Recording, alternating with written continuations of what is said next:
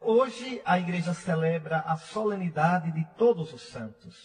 Na verdade, o dia desta solenidade é o dia 1º de novembro. Mas no Brasil, a igreja celebra no domingo seguinte, para que um maior número de pessoas possa dela participar. A igreja tem umas coisas bonitas, viu, meus irmãos? Olha, eu sempre na minha vida gostei muito de estudar a história da igreja, estudar teologia, e cada vez eu me encanto mais com a nossa mãe católica. Como é bonita a nossa fé. Como é bonita. Veja, como é que começou essa festa de Todos os Santos? Todos os Santos, dia 1º, e comemoração dos finados, dos fiéis defuntos, no dia 2. Isso começou na Idade Média, no século XI. No século XI existia um mosteiro na Europa, lá na França, numa região no leste da França chamada Borgonha. É onde está a cidade de Lyon. A capital da Borgonha é Lyon. Pois veja, lá existia uma abadia chamada Cluny, um mosteiro famosíssimo, que teve 4 abades seguidos que eram santos e que governaram por muito tempo. Cada um governou mais ou menos 25 anos. Então imagine, uns 100, 150 anos a abadia de Cluny, governada por 4 abades sucessivos, muito santos, muito sábios. E essa abadia de Cluny teve influência na igreja toda, porque os mosteiros naquela época tinham muita influência. As cidades nasciam ao redor dos mosteiros. Os mosteiros eram os lugares onde ficavam as bibliotecas, a cultura, o saber da Idade Média. E a abadia de Cluny tinha quase 100 abadias que eram filiais dela, espalhadas pela Europa toda. E os abades de Cluny colocaram no dia 1º de novembro a festa de Todos os Santos monges beneditinos, porque a abadia de Cluny era uma abadia beneditina. Então, dia 1º de novembro se celebravam os santos todos da ordem de Cluny, da abadia de Cluny e da ordem beneditina, todos os monges. E no dia 2, então repare como era bonito, né? Celebravam-se todos os monges que chegaram ao céu, que já estavam na glória de Deus. Esperavam só agora a ressurreição dos seus corpos no final dos tempos. E no dia 2 se celebrava missa por todos os monges mortos da abadia de Cluny, da ordem beneditina, que se purificavam dos seus pecados ainda no purgatório. Porque você sabe, né? O que acontece quando a gente morre? A gente sabe.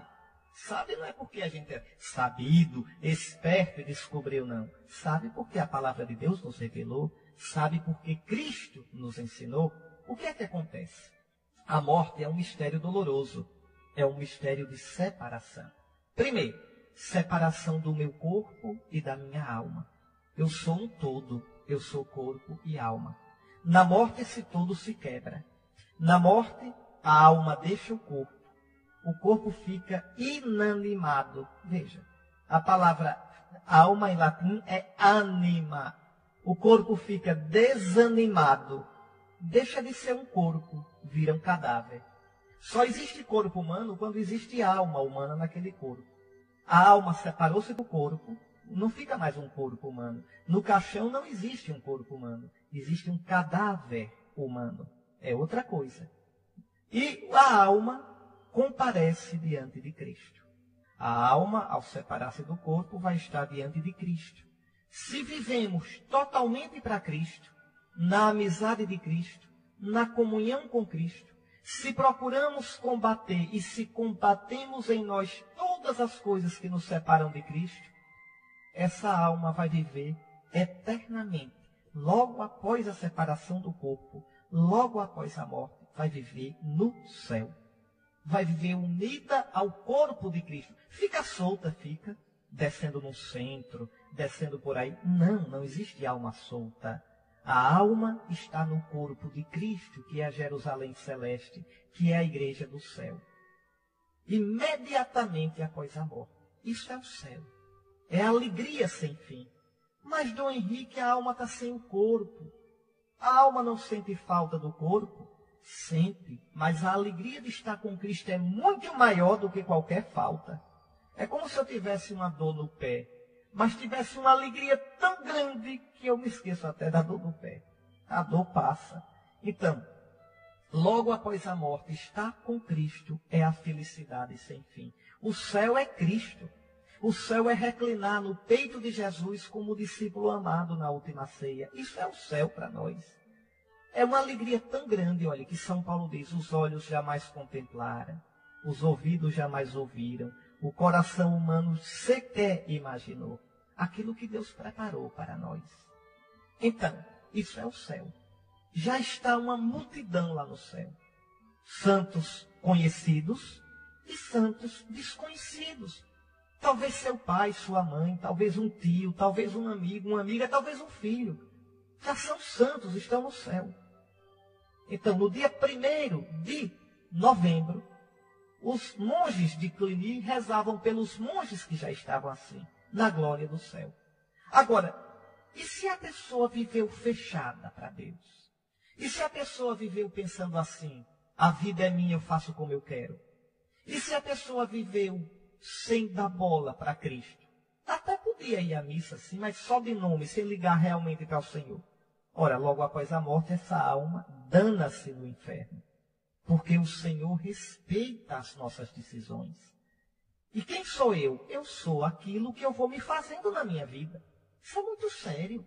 Em cada escolha minha, em cada palavra minha, em cada sim e em cada não meu, eu vou me definindo. E se a minha vida foi um grande não para nosso Senhor? Então eu viverei eternamente longe dele. Apartai-vos de mim, malditos, para o fogo eterno. Isso é o inferno. O céu é eterno e o inferno é eterno. Então é para sempre. Deus nos livre do inferno. Mas existe uma terceira opção. Preste atenção. Imagine uma pessoa que é cristã, que é amiga de Cristo, que buscou sempre o Senhor, que rezou, que procurou fazer o bem, que procurou evitar o mal, que procurou participar da vida da igreja, dos sacramentos, da Santa Missa, da confissão. Mas imagine que essa pessoa tenha pedaços ruins, ou língua grande, ou pavio curto, ou algum vício, e não combateu o quanto devia. E ainda morreu com esse pedaço ruim. Ainda morreu com esse vício. O que acontecerá com essa pessoa? Ela morreu lutando. Veja, essa pessoa para o inferno não vai, claro. Ela foi de Cristo. Ela procurou o Cristo com todo o coração. Mas também no céu, imediatamente, ela não pode entrar. A Bíblia todinha diz, do Gênesis ao Apocalipse, que Deus é puro, que diante de Deus nada de impuro pode estar ou permanecer. Basta você lembrar do profeta Isaías, lá no início do livro do profeta Isaías, quando Isaías tem uma visão de Deus no templo. E os anjos, os serafins, os querubins, dizendo, Santo, Santo, Santo, é o Senhor Deus dos exércitos. É um Deus santíssimo. E a primeira reação de Isaías é muito interessante. Porque diante de Deus ele diz logo, ai de mim, eu sou um homem impuro e vivo no meio de um povo de lábios impuros. E meus olhos viram o Senhor dos exércitos. Quer dizer, eu vou morrer. Como é que vai ser? Eu, um homem impuro, como é que eu posso estar diante do Senhor? E aí o anjo, então, pega uma brasa e purifica, queima os lábios de Isaías, queima a impureza dele. E diz, o Senhor purificou o teu pecado. Está vendo? Então, nada de impuro. Isso que eu estou dizendo, você pode encontrar no capítulo 6 do profeta Isaías. Capítulo 6, versículos 1. Você pode ler até o versículo 8, Isaías 6, 1 a 8. Então, Deus purifica Isaías. A mesma coisa no Apocalipse, quando se fala da Jerusalém celeste. Lá, nada de impuro pode penetrar. O profeta Ezequiel fala o tempo todinho também desta pureza. Então, o que acontece comigo se eu morro amigo de Cristo, mas ainda tenho tanta impureza? Eu vou usar uma imagem para você entender, tá certo? Uma imagem, viu? Uma comparação. É porque as coisas do céu, as coisas depois da morte, a gente só pode falar por imagem. Ninguém viu, só pode falar comparando. Então, Imagine Cristo ressuscitado, cheio do Espírito Santo. Cristo é um fogo devorador. Porque agora Cristo está cheio do Espírito, que é fogo. O fogo ilumina, o fogo queima e o fogo transfigura. Se você pegar um pedaço de ferro, eu sou neto de ferreiro. Meu avô Leonino era ferreiro. E sou bisneto de ferreiro. Meu bisavô João, Dindinho João, era ferreiro. E eu vi muitas vezes eles trabalhando com fole, quando colocavam um pedaço de ferro dentro do forno, o que acontecia? O fogo primeiro deixava o ferro, o que estava de impuro saía. O fogo queima, purifica. E o que é bom no ferro fica, mas fica totalmente incandescente, transfigurado. Fogo puro. Então, o Espírito de Deus é como fogo. Jesus está cheio desse Espírito Santo. Então, no momento em que eu morro, para o inferno eu não vou porque procurei a Cristo. No momento em que eu abraço a Cristo, preste atenção. Cristo que é um fogo de amor, fogo devorador. No momento em que eu abraço, esse fogo que é o Espírito Santo ilumina o que eu fui. Aí eu vejo aquele apego que eu tinha, aquele vício que eu não cortei, aquele sim que eu podia ter dado de todo o coração e não dei. Olha, isso causa uma dor tão grande que a gente não pode imaginar.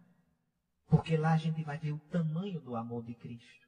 O mar sem fundo que é o amor do coração de Jesus. E o quanto eu fui mesquinho. O quanto eu não fui generoso. O quanto eu não disse sim ao amor total de Cristo.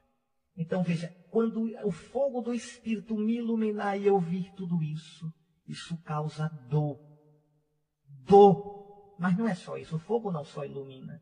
O fogo também purga, purifica, queima o que foi palha, queima o que é impureza. Então isso tudo é queimado. E quanto mais estava pegado em mim, mais dói. Dói. Então são duas dores. Ou uma dor por dois motivos. A dor de não ter amado como fui amado. A dor de não ter correspondido a esse amor. E a dor de ter arrancado de mim aquilo que estava incrustado, como uma segunda natureza em mim. É isso que é o purgatório. É o fogo purgatório. Purgatório não é um lugar. Purgatório não é substantivo, é adjetivo. É o amor purgatório de Cristo. É o fogo do Espírito que é purgatório. Purgatório tem a mesma raiz de purgante. Veja, você toma um purgante para quê? Para limpar o intestino. A casa de purgar que existia nos engenhos antigos é onde o caldo da cana era purificado. Então, o purgatório, a água purifica, a água é purgatória, pois o fogo é mais ainda. O maior purgador que existe é o fogo. Mas esse fogo é o Espírito Santo. Então, quando a gente morre sem ter combatido bastante os nossos pecados, os nossos vícios, logo após a morte, no abraço com Cristo, a gente é purgado. Isso traz dor para a minha alma, dor grande. E também traz alegria, porque eu estou me purificando para chegar no encontro com Cristo. É até uma necessidade que a gente sente. Quem errou feio, mas é sincero, sente necessidade de pedir perdão, de ser purificado. Então, o purgatório é isso. E por que a gente reza pelos irmãos que estão no purgatório? A igreja é um corpo, o corpo de Cristo. Nós somos membros uns dos outros. O Espírito de Cristo circula neste corpo. Então os irmãos experimentam a força para se deixarem purificar por Cristo. Sentem naquela hora o refrigério da nossa oração. Sentem o apoio, o amor de Cristo que se mostra na nossa oração, na nossa proximidade, sobretudo nas missas que a gente manda celebrar. E como no céu não tem tempo, sempre há tempo aqui na terra de rezar pelos mortos. Então, por isso que os monges de Cluny colocavam o dia 2 de novembro como dia de oração pelos mortos da ordem de Cluny. Aí a igreja pegou essa ideia e espalhou para a igreja toda. E ficou assim, dia 1º de novembro, dia de todos os santos. Quer dizer, dia de todos os irmãos que já morreram e já estão no céu. E o dia 2 de novembro, dia de oração pelos irmãos que estão se purificando de seus pecados no purgatório. No dia 1º, a gente reza aos santos. A gente louva a Deus por tantos que estão no céu. E pede àqueles que estão no céu que rezem por nós. No dia 2, não. No dia 2, a gente pede pelos que morreram. Que Deus, por Cristo nosso Senhor, perdoe, purifique, dê a vida eterna aos nossos irmãos que já partiram desta vida, que já morreram. Para que, purificados dos seus pecados, eles entrem na glória dos céus. É isto. A Escritura mesma diz, no 2º livro dos Macabeus, que é um costume bom e piedoso rezar pelos mortos. Reze, nunca deixe de rezar pelos mortos, não. Porque quando você morrer, você vai ver o quanto é importante que rezem por você. Você vai ver, não é, quando você morrer, que a oração dos que ficaram, ela traz refrigério, ela traz purificação, graças a Cristo, que nos uniu a todos num só corpo, para os que já morreram. Então, hoje nós estamos celebrando a solenidade de todos os santos, de todos os irmãos que já partiram desta vida e que já estão na glória do céu. É bonita a oração da igreja para o dia de hoje. Deus eterno e todo-poderoso, que nos dás celebrar numa só festa os méritos de todos os santos, concedei-nos por intercessores tão numerosos a plenitude da vossa misericórdia. Eu me lembro aqui de tantos da minha família, tantos que já partiram, e que eu peço que, se eles estiverem nos céus, que rezem por mim. Faça isso você também com a sua família, com seus amigos. E até aqueles que estão no purgatório podem rezar por nós. Os do purgatório só não podem rezar por eles mesmos, porque a gente só pode merecer para a gente enquanto está na terra. Quem está no purgatório não pode ter mérito mais para si, somente receber as nossas orações. Mas podem rezar por nós. Então é muito bonito. Repare como é bonita a comunhão dos santos. A gente diz, creio na comunhão dos santos. Creio na igreja, que é a comunhão dos cristãos dos céus, da terra e os do purgatório. E os do inferno? Os do inferno não têm mais comunhão com ninguém, nem são igreja, de jeito nenhum. Agora, eu disse que nós, logo após a morte, na nossa alma nos encontramos com Cristo, e no fim dos tempos o nosso corpo ressuscitará. Não tem jeito, olha, a gente vai ressuscitar como Jesus. Jesus ressuscitou no seu corpo e na sua alma. Também nós. Não existe reencarnação, não existem várias vidas, nada disso.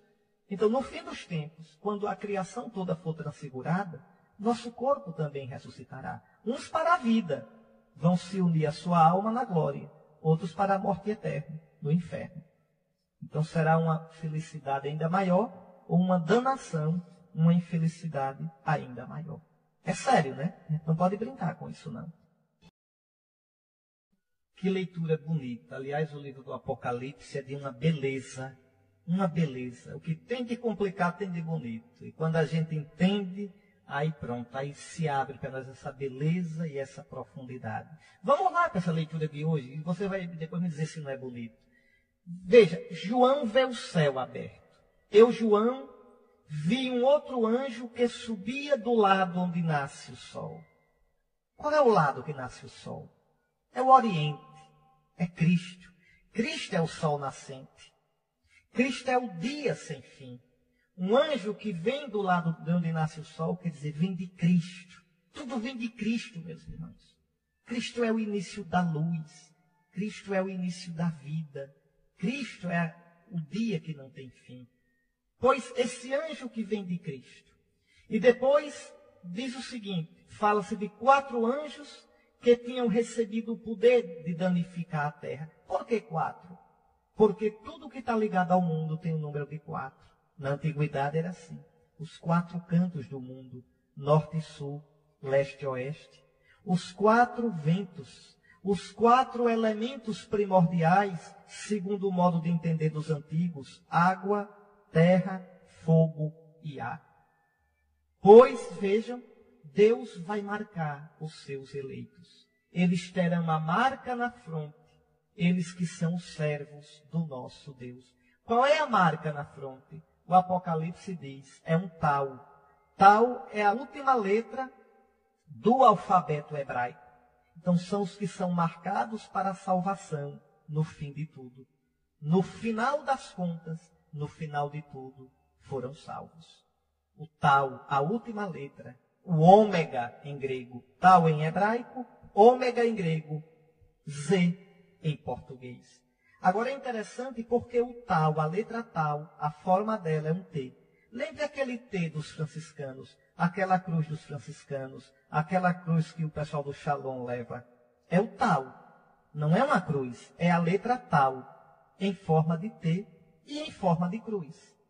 É interessante, então, a fronte dos eleitos é marcada com a cruz. Quem são os eleitos de Deus? Os que acreditaram em Jesus crucificado e ressuscitado. Quem são os eleitos de Deus? Aqueles que abriram o coração, a vida para o Cristo. Esses são os marcados para a salvação. E aí João diz, eu ouvi o número dos que tinham sido marcados. E atenção, porque são dois números. Escute, 144 mil de todas as tribos dos filhos de Israel. Lá vai um número. Agora outro número. Uma multidão imensa que ninguém podia contar, de gente de todas as nações, tribos, povos e línguas. O outro número. Qual é o outro número? O infinito. Uma multidão incontável. Então, quem é que vai ser salvo? Vamos fazer a conta comigo, vamos? 144 mil do povo de Israel.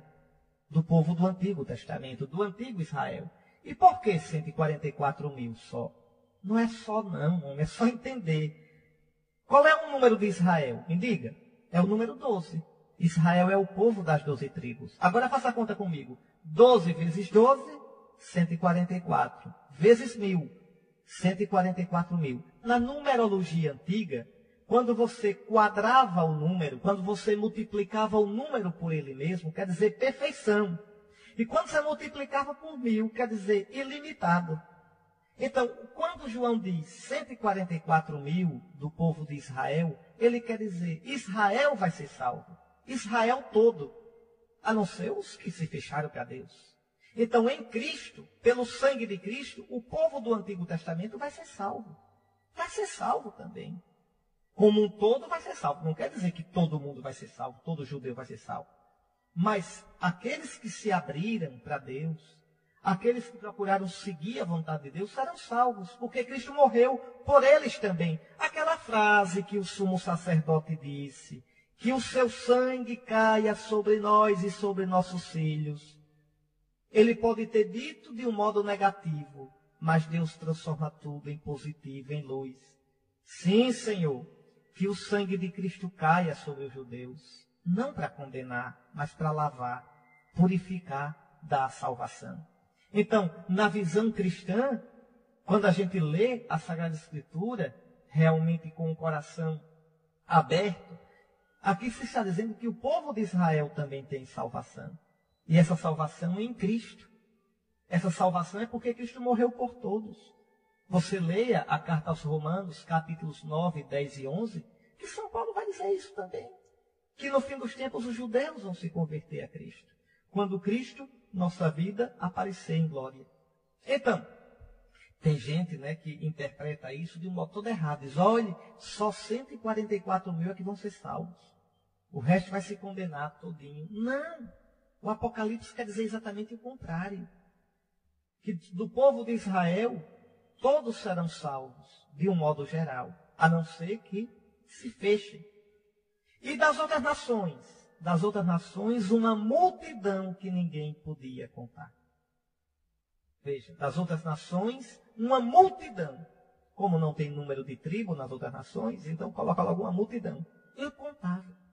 Ou em outras palavras, judeus e gentios vão ser salvos em Cristo. Quando eu digo uma multidão, não quer dizer que todos se salvarão. Todos receberam a salvação, porque Cristo morreu por todos.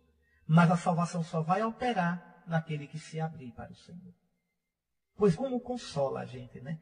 No céu está uma multidão. Não tem pouca gente no céu, não. Uma multidão. Na casa do meu pai há muitas moradas. A carta aos Hebreus também vai dizer: vós vos aproximastes dos espíritos dos justos. Minha avó faleceu. Pois bem, eu creio que ela está na glória de Deus. Está lá já. Ou se purificando dos seus pecados, já entrou na glória de Cristo. Está dormindo não, está na glória de Cristo. Então, uma multidão. 144 mil do povo de Israel. E uma multidão que ninguém pode contar das outras tribos. Estavam de pé diante do trono e do Cordeiro. Ninguém se salva sem esse Cordeiro bendito. Ninguém chega ao trono do Pai sem passar pelo Filho, que é o Cordeiro que morreu por nós. Traziam vestes brancas. Por quê? É a veste do batismo.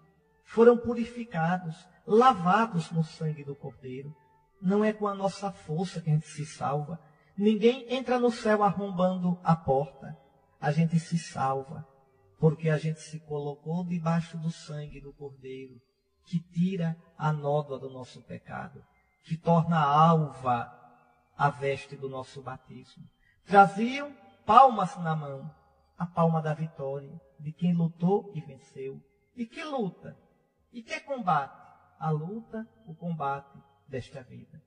A luta, o combate que você temos de enfrentar. Então, o louvor, a glória, a sabedoria, o poder pertence ao nosso Deus e pertence ao Cordeiro. Tanto que o ancião pergunta: quem são esses? Vestidos com roupas brancas. E ele mesmo diz: esses são os que vieram da grande tribulação. Da tribulação dessa vida que não é fácil. Nossas escolhas, nossas tentações, nossas lutas. Lavaram e alvejaram as suas roupas no sangue do Cordeiro. Ô meu irmão, olhando hoje o céu cheio dos santos de Deus, que a gente se anime, que a gente compreenda que vale a pena lutar a nossa luta. Não se desanime com seus pecados, com as suas fraquezas. Lute, lave a roupa do seu batismo, lave no sangue do Cordeiro. Você lava no sangue do Cordeiro quando reza, quando faz penitência. Você lava sua veste no sangue do Cordeiro quando se confessa, quando se alimenta do corpo e sangue de Cristo, quando suporta com paciência as dores, as provações da vida. Lute, lave suas vestes no sangue do Cordeiro, para que você possa estar na glória com Cristo, com todos estes santos de Deus. Eu vou deixar vocês agora com o salmo da missa de hoje, o Salmo 23. Senhor, quem subirá até o monte do Senhor? Quem ficará em sua santa habitação? O monte do Senhor, a sua santa habitação, a Jerusalém celeste, o templo de Deus, o banquete dos justos, é o céu, que nós esperamos com toda alegria e com toda certeza no amor de Cristo. Como é doce essa palavra de Cristo, como é doce. Doçura para o coração, mais do que para o paladar do corpo. Vamos lá, vamos entendê-la. Caríssimos, vede que grande presente de amor o Pai nos deu. O Pai nos deu um presente que é o maior de todos. Sabe qual foi o presente? Não foi uma cura para você não, viu? Ou emprego que você arranjou, ou um namorado que voltou para você. Não. Deu um presente maior de todos. O Pai mandou o seu Filho, cheio do Espírito Santo. E você, porque foi batizado no Filho Jesus, olhe lá Romanos capítulo 7 e Romanos capítulo 8. Porque você foi batizado no Filho Jesus, você agora é filho de Deus. Só quem é batizado em Jesus, só quem recebe o Espírito do Filho Jesus, é filho de Deus. Você é filho de Deus. Olha aqui. Esse é o grande presente, sermos chamados filhos de Deus. E aí São João diz, e nós o somos. Não é só aparência, não. Não é só uma palavra, não. É verdade. Nós somos filhos, porque recebemos o Espírito do Filho. E aí São João diz, se o mundo não nos conhece, é porque não conheceu o Pai. O cristão é filho de Deus. Agora, a gente só pode entender isso, a gente só pode ver isto, só pode experimentar isto na fé. Na fé. O mundo não sabe essas coisas. Não sabe. Você olha o cristão de fora, é uma pessoa como qualquer outra. Por isso São João diz, o mundo não sabe disso, porque o mundo não conhece o Pai. O mundo não sabe que Deus é o Pai do Filho, que mandou o Filho ao mundo. O mundo não sabe com o coração, pode saber com a cabeça, mas sem crer de verdade. O mundo não sabe que Jesus morreu e ressuscitou por nós, que nos deu o seu espírito de filho, que nos fez filho. Então o mundo não sabe disso. O mundo não nos reconhece como filhos, porque não conhece o Pai. Mas desde já somos filhos. Desde o seu batismo você é filho de Deus. Mas não se manifestou ainda o que seremos. E o que é que a gente vai ser? Ora, a gente vai ser filho, como a gente já é. Mas agora, no final dos tempos, de um modo pleno.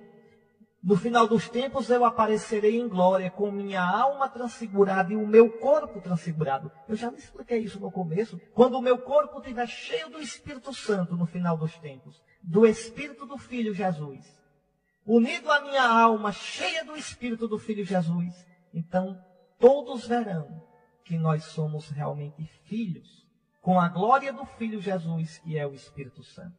É o que São João diz. Quando Jesus se manifestar, seremos semelhantes a Ele, porque o veremos tal como Ele é. Então é no fim dos tempos que isso aparecerá claramente. E São João diz, quem espera nele, quem vive essa vida com essa certeza, com essa esperança, e por isso procura viver retamente, procura viver na oração, procura viver com piedade, purifica-se a si mesmo, como também Jesus é puro. Olha, só para completar esta leitura, eu vou ler com você, versículo por versículo, um trecho da segunda carta aos Coríntios. Se você tiver sua Bíblia aí, você abra. Tenha paciência com o bispo. Abra, e se não tiver, você escuta aí, tomando o seu cafezinho, tá certo? Segunda aos Coríntios, capítulo 5, versículos 1 ao 10. Segunda aos Coríntios, 5, 1 a 10. Escute. É São Paulo falando.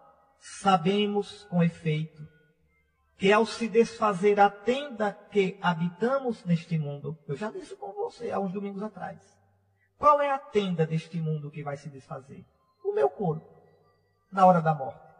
Pois bem, nós recebemos uma casa preparada por Deus, e não por mãos humanas, uma habitação eterna no céu. Então eu morro, fico sem meu corpo da terra. Mas eu vou receber um corpo no céu. Quando? Na ressurreição final. Até lá meu corpo fica dormindo. Minha alma não dorme não. A alma não dorme não, viu? Minha alma fica no céu ou no inferno, se purificando no purgatório. Meu corpo dorme. No final dos tempos, meu corpo será despertado em glória. Agora é o meu corpo, mas não desse jeito. E como é que vai ser, Dom Henrique? Como é que um corpo que virou cinza, a cinza adubou a grama, o boi comeu a grama, e o homem matou e comeu o boi, como é que depois a cinza vai... Ah, meu amigo, isso pertence a Deus. Deus que na força do Espírito Santo tirou tudo do nada, pode tirar do pó da terra o meu corpo. Isso não é comigo não. É como diz Jó, e vocês escutaram nas leituras do dia 2. Vocês escutaram isso, Jó dizendo, eu sei que o meu Redentor está vivo, e que no último dia vai me tirar do pó. E eu, com os meus olhos, veja, com a minha carne, verei a Deus. Isso está no livro de Jó. Pode olhar no capítulo 19. Eu sei que o meu Redentor está vivo. E que, por último, se levantará sobre o pó que a gente é, o pó que a gente se tornou. E depois que tiverem destruído esta minha pele, na minha carne verei a Deus. Eu mesmo o verei, meus olhos o contemplarão, e não os olhos dos outros. Não os olhos de outros, mas os meus olhos, com a minha carne, com esse corpo no qual eu vivi. Jó capítulo 19, versículos 23 e 27. Pode olhar lá. Então, essa tenda que Deus vai construir para mim no céu é o meu corpo. Mas não desse jeito. Agora eu tenho um corpo com uma vida humana, uma vida desse mundo. No céu, meu corpo e minha alma serão animados pelo Espírito Santo de Cristo. É uma vida espirituada, é uma vida feliz. É uma vida sem fim. É isso que São Paulo está dizendo aqui, nesse capítulo 5 da segunda carta aos Coríntios. Olha o que é que diz o versículo 2.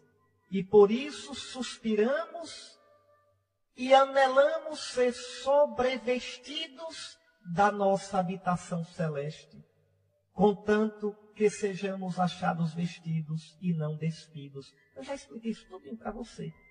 Estou explicando novamente. Então o que a gente queria era o quê? Ninguém queria passar pela morte. A gente queria sim receber logo o corpo glorioso. Era bacana, né? Chegou ao fim dessa vida, esse corpo já ser glorificado e eu já entrar na glória.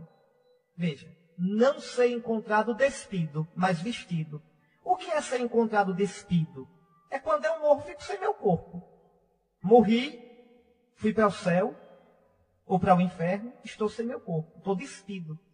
A gente gostaria logo de ser revestido num corpo de glória. E já está direitinho no céu em corpo e alma. Não vai ser assim. Pois enquanto permanecemos nesta tenda, neste mundo, gememos oprimidos. Desejamos ser não despojados, mas revestidos de uma veste nova por cima da outra, de modo que o que há de mortal, este corpo, seja absorvido pela vida. O corpo agora é com a vida do Espírito Santo. A gente queria passar direitinho, mas não vai não. Aquele que nos formou para este destino é Deus, Deus mesmo, que nos deu por penhor o seu Espírito. Você já tem em você a semente da ressurreição, que é o Espírito Santo. Você já tem em você a semente da imortalidade, a semente da vida eterna. Mas infelizmente, por causa do nosso pecado, haverá essa separação de corpo e alma. Meu corpo será destruído. Minha alma será banhada do Espírito Santo e glorificada no céu. Eu ficarei nu sem meu corpo até o fim dos tempos. Por isso estamos sempre cheios de confiança. Sabemos que todo o tempo que passamos no corpo é um exílio longe do Senhor. É verdade, viu? É verdade, não tem choro não. Por mais que eu me alegre, por mais que eu tenha coisas, por mais que eu encontre amor, mas essa vida é um exílio. Porque eu nunca encherei totalmente o meu coração de felicidade. Porque hoje eu estou alegre, amanhã posso estar triste. Hoje eu tenho amigos, amanhã posso não tê-los. Hoje eu tenho saúde, amanhã perco. Hoje estou bem, amanhã posso estar mal. Nós vivemos no exílio, longe do Senhor. Andamos na fé e não na visão. Só lá a gente verá face a face. Estamos cheios de confiança, preferindo, olha aqui, repare que coisa mais bonita, preferindo ausentar-nos deste corpo para ir habitar junto do Senhor. Bem que a gente queria. Quem não queria logo morar com o Senhor? Vocês quero não, Dom. Por que você não quer? Porque vai perder seu corpo agora. A morte dá medo. É isso que São Paulo está dizendo. Diz, olha, se fosse para habitar com o Senhor logo em corpo e alma, a gente queria ir logo. Quem não quer ir para Cristo? O negócio é que a gente tem que passar por essa separação do corpo e da alma. E isso nos dá medo. São Paulo, no capítulo 1 da carta aos Filipenses, ele vai dizer, o meu desejo é partir para estar com Cristo. São Paulo não pensa que quem morre fica dormindo, não. São Paulo não entende de Bíblia. Quem morre vai estar com Cristo, mas sem o corpo. Por isso que dá medo. O corpo é que dorme, não a alma. Mas no fim dos tempos, esse corpo vai ser glorificado, porque esse corpo recebeu o Espírito Santo na água do batismo, no óleo da crisma, na comunhão. E aí São Paulo diz, olha, andamos na fé e não na visão.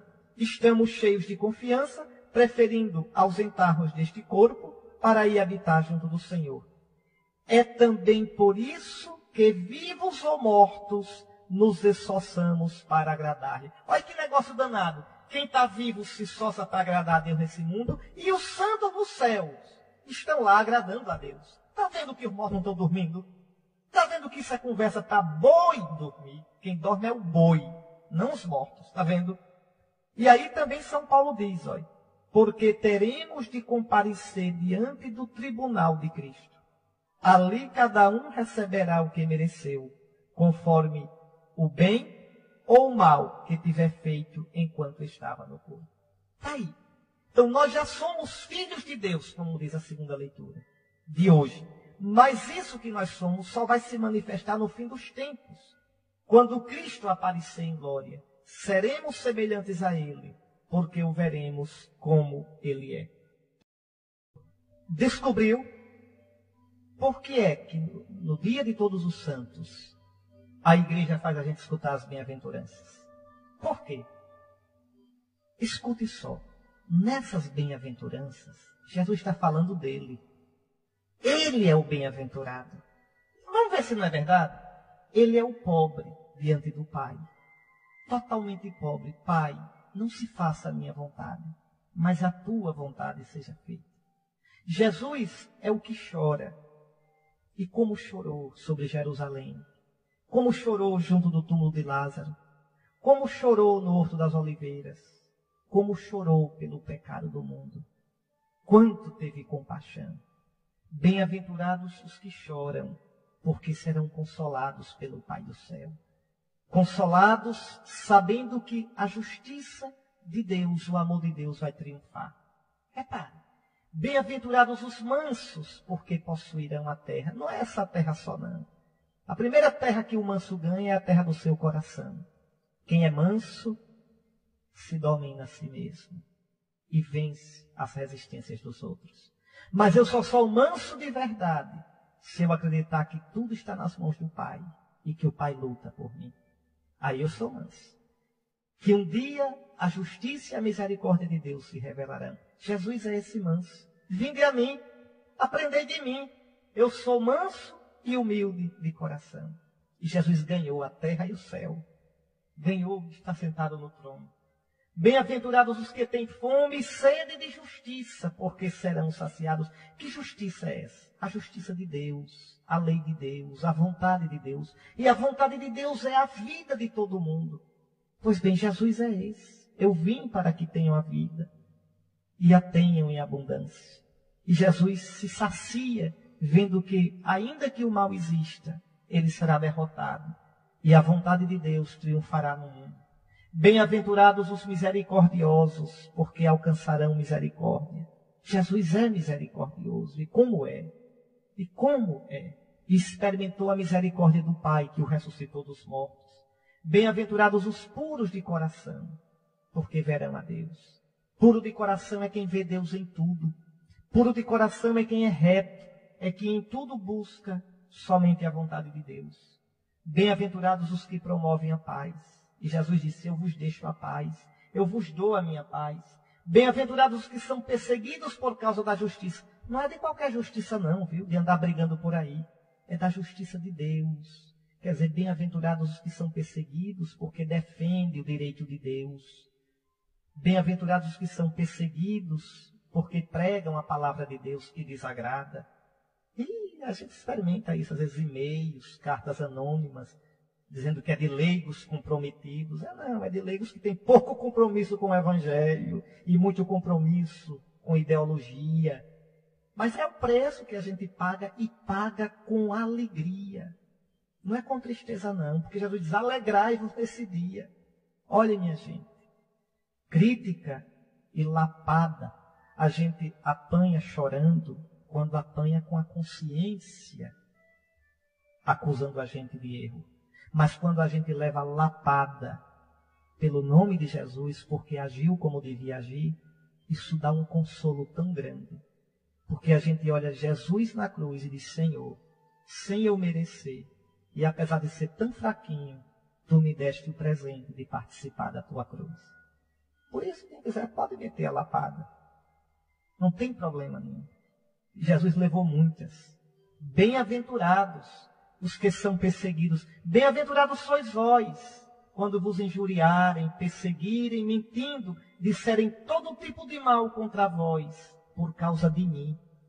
Exultai e alegrai-vos neste dia. Então vamos entender. Quem é o bem-aventurado? É Jesus.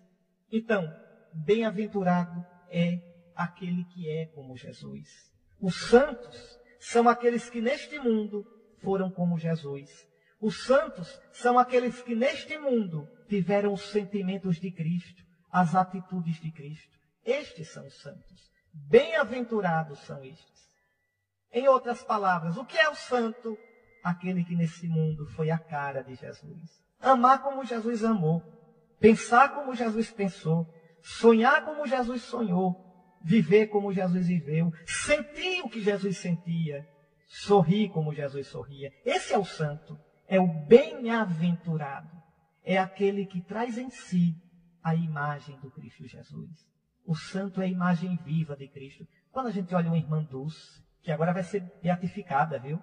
A beata irmã Dulce. Quando a gente olha a beata Teresa de Calcutá, quando a gente olha São Francisco, Santa Clara, quando a gente olha os santos, a gente vê neles Jesus e sente neles o bom odor de Cristo. Pois todos os santos e santas de Deus, rogai por nós. Hoje a gente vai terminar com a ladainha de todos os santos, pedindo a todos os santos e santas de Deus que rezem por nós.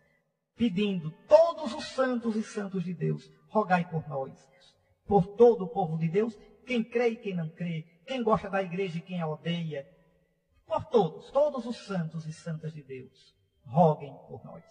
O Senhor esteja convosco. Abençoe-vos, o Deus Todo-Poderoso, Pai, Filho e Espírito Santo. Uma boa semana, um bom domingo, fiquem em paz e que o Senhor guarde vocês nessa semana.